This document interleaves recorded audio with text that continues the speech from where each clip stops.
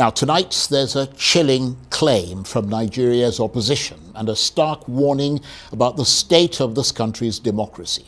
The ADC says its leaders came under armed attack earlier today in Benin City, alleging that gunmen trailed party officials from a political event and opened fire at a private residence, destroying vehicles in what they describe as a survived assassination attempt. At the center of this claim are prominent political figures, including Peter Obi and John Odigye Oyegun, who were attending an event linked to the formal declaration of Olumide Apata into the ADC. The reaction of the ADC has been stark. In a statement, it said that democracy is in danger. But as serious as these allegations are, they raise urgent and difficult questions. Was this a targeted political attack or something else entirely? Who were the perpetrators and where were the security agencies?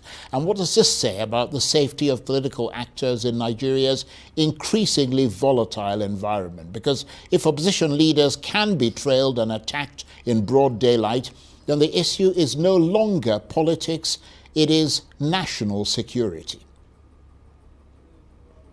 Well, to tell us exactly what happened, I'm joined now in the studio by the lawyer and member of the ADC's National Working Committee, Kenneth Okonkwo. Thank you very much indeed for coming in. Yeah, thank you very much. It's my pleasure being here again. Yes, good to see you again. Thank you, viewers, for joining us. This has been described by the ADC as an assassination attempt. Tell us more about what happened. Well, let me first of all say that I was in touch with His Excellency John Odigye Oyegun, the former governor of Edo State, and he narrated to me what happened because I wanted to have a first-hand information as a lawyer. We'll call it direct evidence. And so it's no longer allegedly.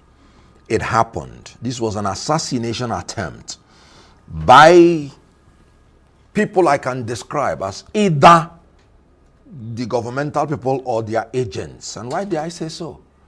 Governor Okpebole, recall. That's the governor of Edo State. The governor of Edo State. The figure challenged governor of Edo State. Recall that he once warned Peter Obi that he should not step into Edo State except he gets clearance from him and that his security will not be guaranteed. I remember I was in your studio to warn that this is a threat to the life of the opposition leaders. Today, where they wanted to welcome Olumide Apata, the former president of MBA, because this is an attack on MBA. That's the Nigerian Bar Association. Nigerian Bar Association, right, into ADC. What they met was about convoy of 10 vehicles with one pilot vehicle controlling them. They went first into the venue where the event took place. And they had left there because they heard that people were coming to attack them. And they ran into Oyegun's house. To confirm their seriousness, they chased them. After shooting things in that venue, they chased them into Oyegun's house and blasted the gate and all the vehicles that were there. So this was an assassination attempt. Right. This is genocide against political opponents. You know, this genocide might be an extreme word. No! This government has started trying to do genocide against political parties. You must have heard when they said that it's like we are tilting towards one party state.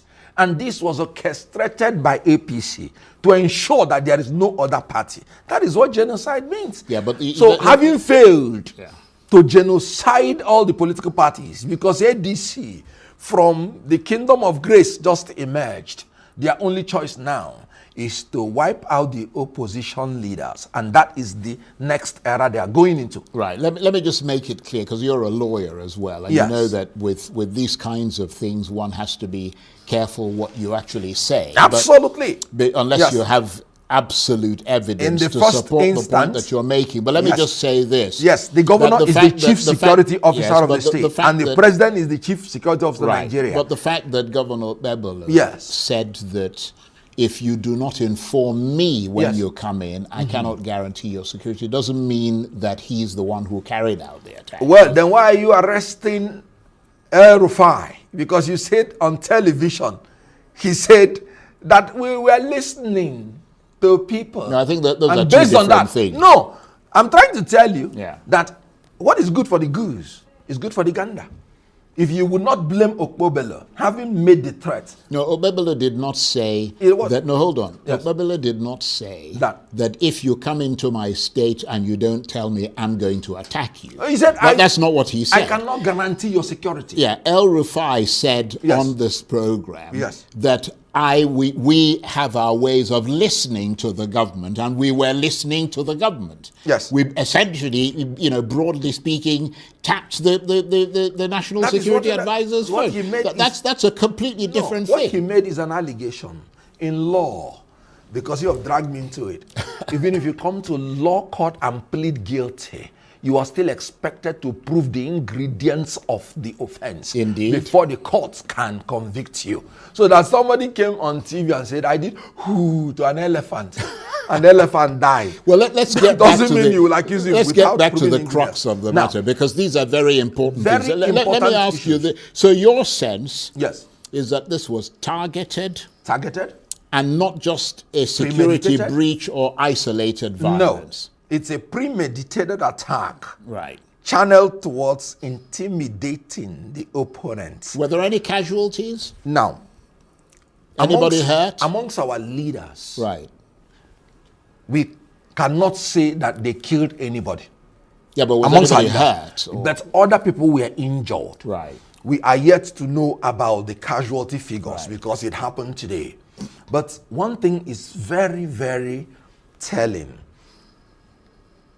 3 governors were in that venue. 3 former governors. Because I'm talking directly to Mondo Okpobelo. Because one day you'll be an ex-governor. And may it be rewarded to you that in your state, you will be targeted. John Oyegu, former governor of Edo State. Professor Sumbo, former governor of Edo State. Peter Obi, former governor of Anambra State. 3 governors. And the federal government with the state government could not provide enough security for their safety. Section 94 of the Electoral Act 2022 that has been repealed. And of course, the same provision has been provided for in the 1996, said that the security agencies must make equal provision for security for both the opposition and the ruling party, and that they will never stop any event that the opposition is to handle. They must provide that even if there is a clash in venue, security agencies must sort it out so that they will all carry out their activities. So did they have security of their own? If they had security, was there security with them? You know, this government, in order to ensure the intimidation of the opponents, they withdrew purportedly the security. You mean there was security and then the security was withdrawn? Yes. Or you're speculating about it? Right. You know, that time the government said they are withdrawing policemen from everybody. Yes. They withdrew the security of John Oyegu and all the other people. And that made them usually vulnerable. When you have an event, I mean, you inform the police and the police would send security. That is what I'm telling you. If the security was there, they wouldn't be attacked. Right. So there was no security, basically. No, basically. And then, that's why I said it's genocide. It's planned. And what happened after the alleged attack? Now, did they go to the police and report the incident? No, they reported the incident. Right. Oyegu told me that the commissioner of police was magnanimous enough to visit him. But what we do not know is what happens after then, because most of those things had happened and it died down and swept under the carpet. Let me tell you, this is a manifestation of failure of leadership. Leadership is the ability to influence people through inspiration, not manipulation or intimidation. This government hasn't failed in all indices of governance. They are now employing intimidation and manipulation. You can see what happened today. That's pure intimidation. Now, manipulation, you can see what is happening in the purported amendment of our laws to create rooms for them to rig election. That's manipulation. And do you know the funny thing? They always exhibit the work of unintelligent people. You can see the amendment they did purportedly to the Electoral Act. You can see the provisor, and the provisor is as worthless as the paper that it is written on. You can see a provisor. You know what they said? They said if there is communication failure, if there is no network, the presiding officer cannot transmit, then you will use the manual result to collate. Worthless. You know why? The BVAS functions like your phone. If you snap me now, my image falls automatically to your gallery. And when you upload, you can upload me and my image onto any person or to any platform without network. You don't need it. So network comes only when you download, when you decode. Unintelligent people. Right, but let me Today, just come back there is nothing like the provisor in the eyes of the law. Right, let me come back to this issue of alleged attack in Benin, because I mean that's a very critical question. You said the police and other security agencies were not there at the time of this incident, and that you have formally filed a report. Yes. Now, what I will not tell you now, to my knowledge, was whether there was any policeman that was there or not. Right. But what I would tell you was that whether there was policeman or not, is either they were not enough or there were none. But I can't say authoritatively. What I know is that they were attacked in the venue that they held the meeting, because they had to leave there when they saw that there was an advancement of politically motivated thugs to destroy their lives. Yeah. And then they ran to Chief Oyegu's house and they chased them there. And because of the fortification of the gates, they were now trying to blast the gates to know whether they can enter. They destroyed all the cars. But fortunately for the people inside, they couldn't gain entrance. Maybe all our leaders would have been dead by now. But I'm wondering, because you keep making reference, yes, and obviously I can't dispute what you're saying, but I can neither support it either because I don't have the evidence. I called Oyegu. But I know, but what I'm saying is, I mean, you keep making reference to the ruling party and the government. Yes. And what I'm wondering is what it is about that you're gathering in Benin City that was such a threat to them that they would send, because it's not like it happens every day, like all the gatherings of opposition people. Why would they send armed people to shoot at them? Because of, and you see what I mean? I understand perfectly what you mean. What is it that posed such a threat to them that they would want to assassinate people there? I don't understand the logic. Now, first and foremost, I had told people that even if Tinubu runs unopposed in 2027, he will fail. Because the Constitution... just because you said it doesn't mean it's going to happen. No. You said you were going to win in the FCT. You didn't win. I didn't say that. No, I'm not talking about you. I'm saying members of your party. Before now, I said that the candidature of the members of ADC in FCT was suspect, and that Nigerians should not judge us by FCT election. I said it before. Because... David Mark members of your party said other things. David Mark contrary to what you said. I will own up to what I said. David Mark led NWC did not provide these candidates for FCT. So they were there before we came in. And I told Nigerians that FCT election should not be the basis to judge us. And you know what? You know what election meant? What it meant is that people said instead of voting for APC, they won't go to vote. 15%. 15%. Well, that's how you interpret it. But that is what it is. Yeah, but the point is that, you see, I'm not a spokesman. Because the next thing people are going to say, oh, well, he's talking... I'm trying to tell you the threats. The reason, what I'm saying is the reason in Edo why they attacked. The percentage of people who came out to vote in the FCT voted from official figures, voted in favor of the APC. Now... So they could have voted in favor of the ADC, irrespective of how few their numbers were. Good. I don't want to go into the details of the sham election. You and I knew or know that Mwike obstructed people from coming out. He declared restriction of movement. That was to ADC members. It cannot be to APC members because they've already had a meeting and told them that they will not be restricted. But he officially, from 8 p.m. Yeah, how do they know who's going to vote for the ADC? I mean, no, they are government you mean in terms of power. Campaigners? They are government in power. So government in power have the minimum persons who are benefiting from them that will vote for them. We are not government in power. So any restriction of movement is going to affect our voters. Okay. But that's by the way. Why I'm telling you that Tinubu will lose, even if he comes unopposed. That is the reason they want to destroy the opposition party, because of the threat that they will lose 2027 election. All this hula baloo about people defecting, governors defecting, and all those things.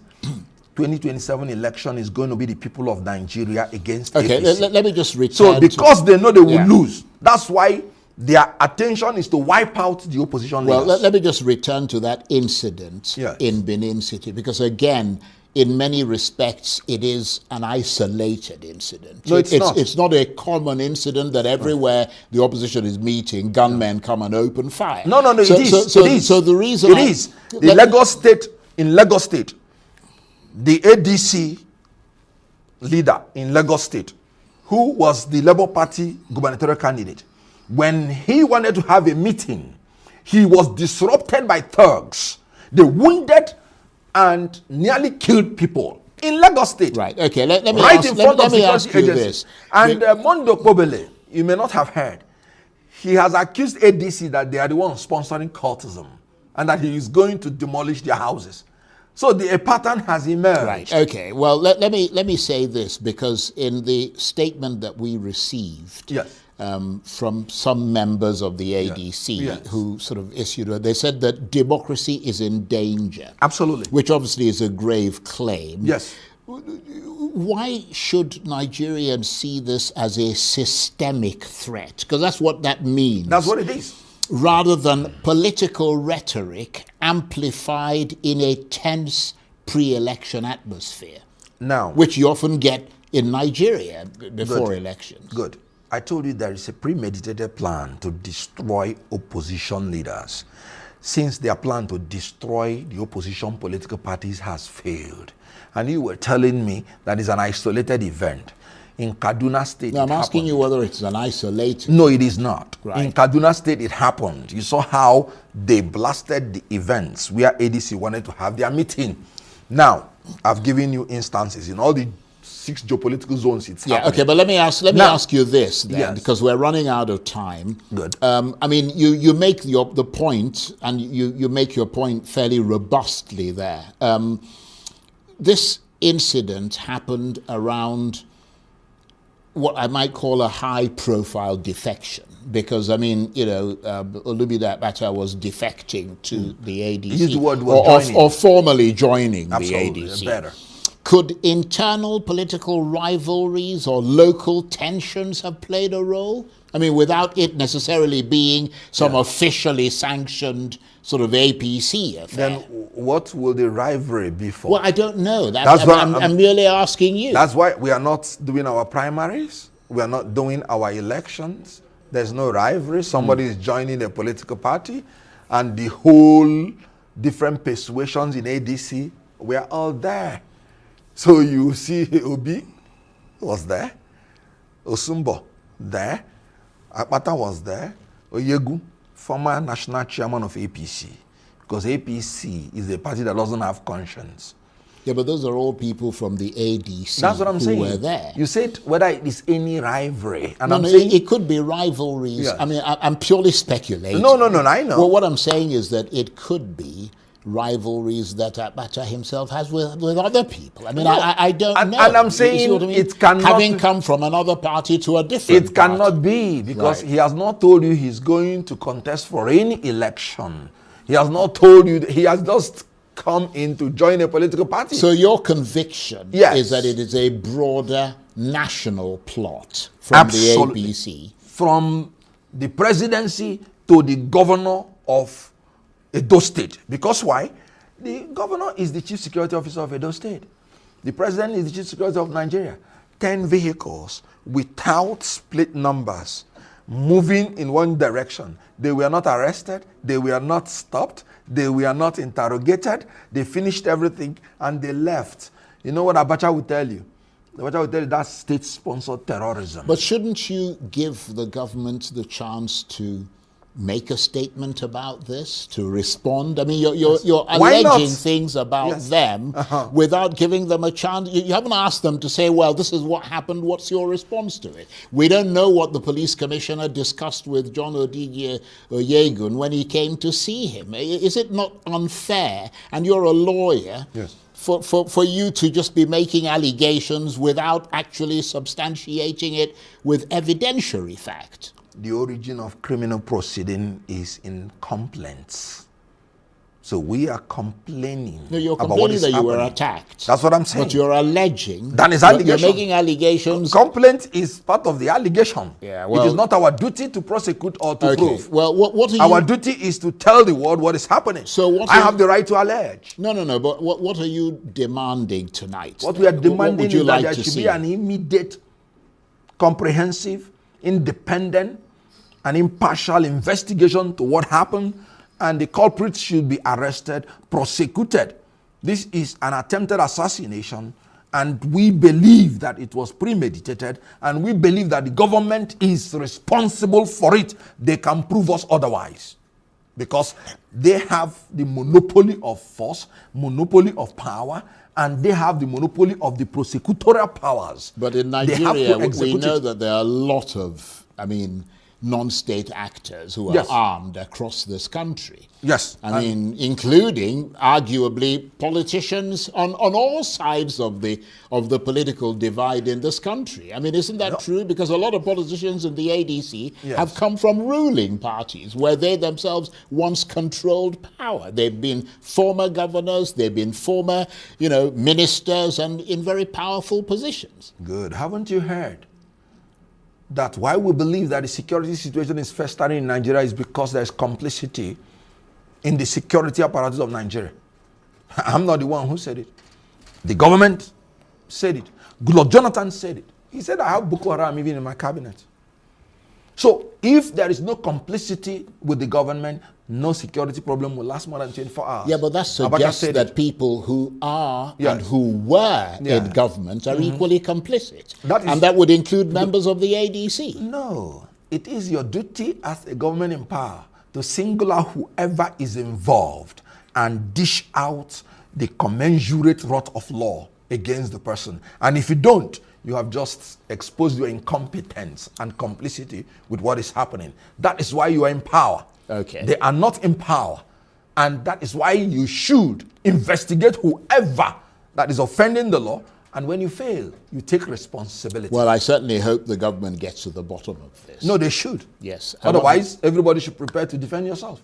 I want to thank you, Kenneth. It's always very, very interesting and illuminating to have you here. Kenneth Okonkwo is a lawyer and member of the ADC's National Working Committee. Thank you very much indeed. I appreciate it. Thank you. That's it for this edition of Arise Prime Time. Join us again tomorrow from me and the entire team here in Abuja. Bye-bye, and thank you for watching.